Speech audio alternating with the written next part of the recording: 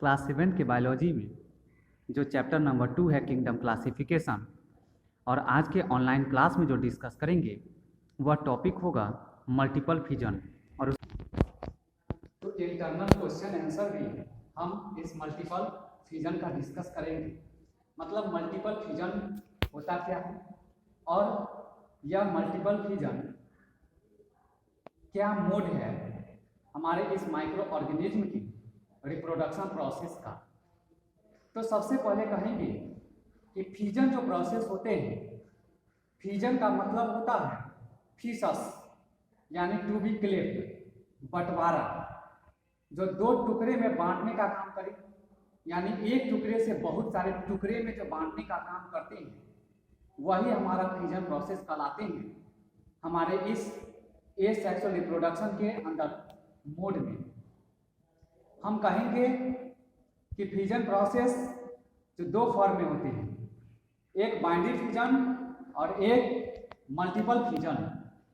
Binary fission भी हमारा sexual reproduction का मोड है और मल्टीपल फिजन भी हमारे इस फिजन प्रोसेस के अंदर सेक्सुअल रिप्रोडक्शन का मोड है। बाइनरी फिजन में यही होते हैं कि one parent cell two daughter cell में डिस्ट्रीब्यूट होते हैं, जबकि अगर हम मल्टीपल फिजन की बात करेंगे तो कहेंगे कि मल्टीपल फिजन में one parent cell many daughter cells में फॉर्मेशंस करने का काम करते हैं। हम कहेंगे इस मल्टीपल फिजन के तो यह मल्टीपल फिजन जो मलेरियल पैरासाइट जो प्लाज्मोडियम वाइवेक्स और प्लाज्मोडियम फेल्सीपेरम जो रिस्पॉन्सिबल होते हैं मलेरिया जैसे डिजीज को प्रोड्यूस आउट कराने के लिए, वह मलेरियन टाइप के डिजीज को प्रोड्यूस कराने वाले पैरासाइट मल्टीपल फिजन प्रोसेस के दौरान यानी सेक्सुअल रिप्रोडक्शन के मोड को फॉलो करके अपने वन पेरेंट सेल को मैनी डॉटर सेल्स में रिप्रोड्यूस कराने का काम, जनरेट करने का काम करते हैं। हम कहेंगे अगर इस पेरेंट सेल का तो यह जो पेरेंट सेल है, इस पेरेंट सेल का आउटर प्रोटेक्टिव लेयर जो सिस्ट के नाम से जाने जाते हैं।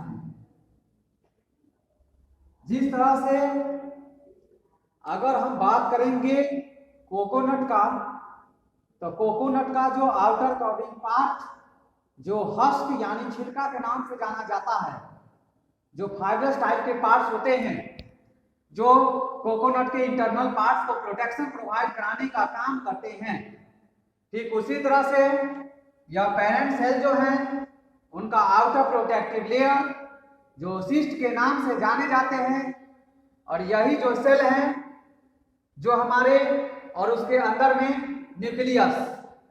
तो हम कहेंगे कि इसमें भी डिवीजन जो दो फॉर्म में होंगे, एक साइटोकाइनेसिस, साइटोकाइनेसिस मतलब सेल का डिवीजन।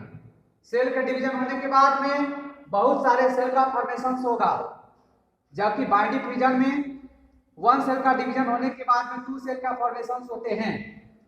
यही बहुत सारे सेल का फॉर्मेशन होने के बाद हमारा यह आउटर प्रोटेक्टिव लेयर यानी सिस्ट वह ब्रेक करने लगेंगे। पहले तो इम्बेडेड होंगे, धंसेंगे, और धंसने के बाद में वह फाइनली रूप में यह सिस्ट ब्रेक करके और मैनी टाइप्स के या डॉटर सेल्स का वन पेरेंट सेल से फॉर्मेशंस करने का काम करेंगे। यह सिस्ट जो इस मलेरियल पैरासाइट में हमारे रिप्रोडक्शन के कंडीशंस को फॉलो करेगा। मिस्टर कहेंगे कि इसमें न्यूक्लियस के भी डिवीजन होंगे, और साथ साथ न्यूक्लियस के डिवीजन होने के बाद न्यूक्लियस लैप्स कर जाएंगे, और सेल के डिवीजन होने के बाद सेल का भी पार्ट्स एंड कर जाएगा, आउटर प्रोटेक्टिव लेयर सिस्ट भी समाप्त हो जाएंगे। मिस्टर कहेंगे इस मल्टीपल फिजन में कि वन पेरेंट सेल जो मोर देन टू इंडिविजुअल्स यानी मैनी डॉटर सेल्स का फॉर्मेशंस करने का काम करते हैं। अगर हम बात करेंगे कंडीशंस का, तो यह मल्टीपल फिजन जो दो कंडीशंस को फॉलो करेंगे, एक कंडीशंस जो फेवरेबल होंगे और एक कंडीशंस जो अनफेवरेबल कंडीशंस होंगे। मींस दैट फेवरेबल कंडीशंस हो या फिर अनफेवरेबल, उसके अकॉर्डिंग टेम्परेचर, उसके अकॉर्डिंग लाइट, उसके अकॉर्डिंग ह्यूमिडिटी, उन सभी को फॉलो करके यह मेरा प्लाज्मोडियम स्पीसीज हमारे मल्टीपल फ्यूजन प्रोसेस को परफॉर्म करने का काम करेंगे। अगर हम बात करेंगे न्यूक्लियस का, तो पेरेंट सेल जो होंगे किसके, मलेरियल पैरासाइट के पेरेंट सेल, उसका न्यूक्लियस कंटिन्यूटी रूप में डिवाइड करेगा, जबकि बाइंडिंग फ्यूजन में वंस टाइमिंग ही डिवीजन होते हैं न्यूक्लियस का।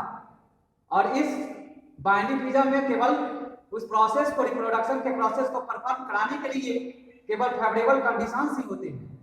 उसके अलावा पेरेंट सेल का न्यूक्लियस का डिवीजन वंस टाइमिंग ही बाइंडिंग फ्यूजन, जबकि मल्टीपल फ्यूजन में रिपीटेड डिवीजन होते हैं और many number of daughter nuclei का फॉर्मेशन कर देने का काम करते हैं।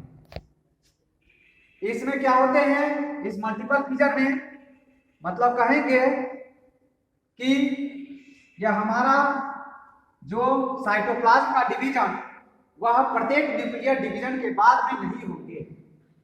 और जिस तरह से बाइंडिंग फ्यूजन में क्या होते हैं कि रिप्रोडक्शन प्रोसेस को खत्म करने के बाद, डॉटर सेल का फॉर्मेशन करने के बाद में जो बॉडी का रिमेनिंग यानी रेसिड्यू का मतलब बचा हुआ रिमेनिंग शेष, और वो बॉडी का पार्ट्स हमारे इस मल्टीपल फ्यूजन में कोई भी रिमेनिंग पार्ट्स बॉडी का नहीं बचेंगे, हमारे इस पेरेंट सेल का और उनका जो आउटर प्रोटेक्टिव लेयर जो सिस्ट कहलाते हैं, वह भी हमारा ब्रेकेज होने के बाद में जब मैनी डॉटर सेल का फॉर्मेशन करेंगे तो उनका भी कोई भी पार्ट्स हमारे इस मल्टीपल फ्यूजन के प्रोसेस को परफॉर्म करने के बाद नहीं बचेंगे।